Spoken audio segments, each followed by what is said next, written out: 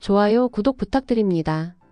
몇 년 전만 해도 영끌이란 말은 희망처럼 들렸습니다. 영혼까지 끌어모아 내 집 마련에 성공한 사람들, 주식이든 부동산이든 기회만 보이면 달려들던 젊은 세대.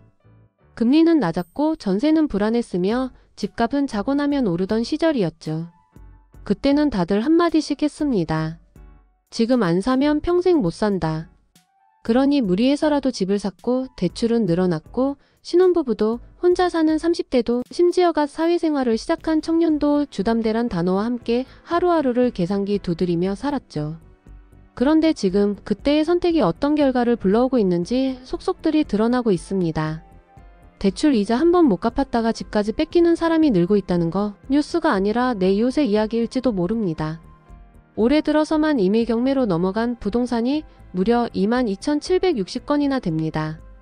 하루 평균 150건, 말 그대로 하루가 멀다 하고 어딘가에서 집 한 채가 법원으로 넘겨지고 있다는 말입니다.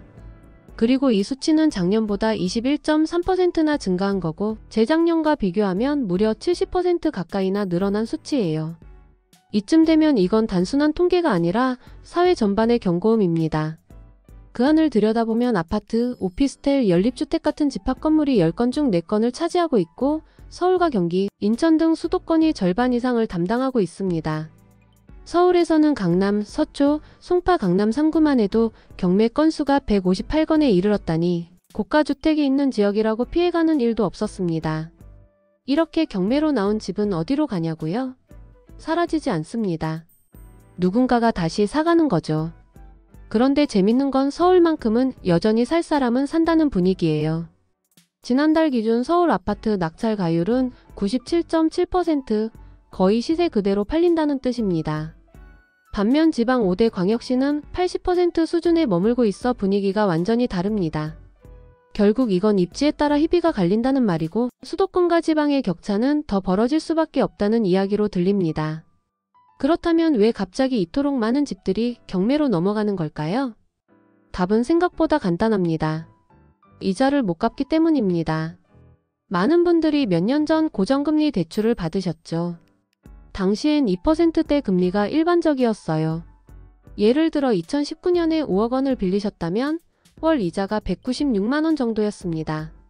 감당 가능한 수준이었죠. 그런데 지금은 어떨까요? 은행 평균 금리가 3.98%까지 올라서 같은 대출 조건이라도 월 이자가 238만 원으로 껑충 뛰었습니다. 한 달에 40만 원이 더 나간다는 건 1년에 480만 원. 웬만한 가정의 생활비에 큰 타격입니다. 고정금리가 끝나고 변동금리로 전환되거나 갱신하는 시기가 되자마자 이런 고통이 찾아온 거죠. 게다가 물가는 오르고 월세도 치솟고 있으니 생활비에서 나올 여유는 더더욱 없습니다.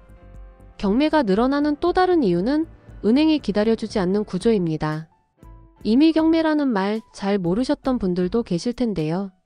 원리금이나 이자를 3개월 이상 연체하면 금융기관이 재판 없이 바로 경매 절차를 신청할 수 있는 제도입니다. 강제 경매보다 훨씬 빠르고 금융사들이 주로 선택하는 방식이죠. 즉 대출받은 분들이 조금이라도 연체하면 말할 겨를도 없이 집은 법원으로 넘어갑니다. 한국은행이 최근 발표한 자료를 보면 서울, 경기, 인천의 주담대 연체율이 역대 최고치를 기록했다고 합니다. 서울 0.34%, 경기 0.30%, 인천 0.24%. 숫자만 보면 작아 보이지만 전체 대출 규모를 생각하면 이건 결코 작은 일이 아닙니다. 이주연 지지옥션 전문위원도 이렇게 말했습니다. 고금리로 차주들의 원리금 상환 부담이 커진 것이 가장 큰 배경이다. 특히 부동산 상승기에 무리하게 투자했던 수도권 영끌 쪽을 중심으로 타격이 집중되고 있다. 그 말 뼈아프지만 인정해야 할 현실입니다.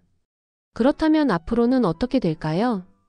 서울은 여전히 입지가 좋은 곳 위주로 낙찰가율이 오르고 있습니다. 강남, 목동, 마포, 용산 이른바 핵심지는 경매로 나와도 사람들이 경쟁적으로 사들입니다. 그리고 이제는 토지거래허가구역 근처까지도 수요가 번지고 있다네요. 그만큼 서울 핵심 지역은 여전히 살 사람은 산다는 분위기죠. 하지만 외곽이나 지방은 냉기가 가시지 않았습니다.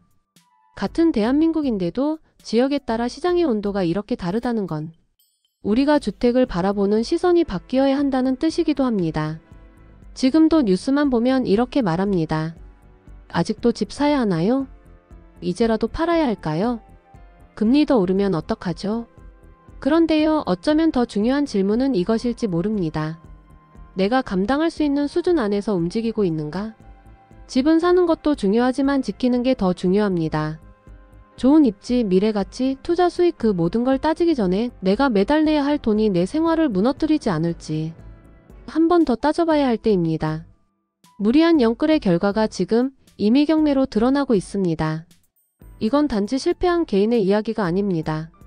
우리 사회가 지나치게 부동산에 올인했던 결과이고 지금도 여전히 같은 선택을 고민하는 누군가에게 큰 경고가 되고 있는 현실입니다.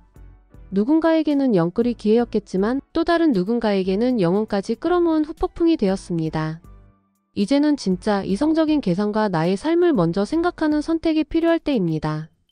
지금 이자 부담으로 힘들어하시는 모든 분들께 가장 드리고 싶은 말은 이것입니다. 지금이라도 늦지 않았습니다.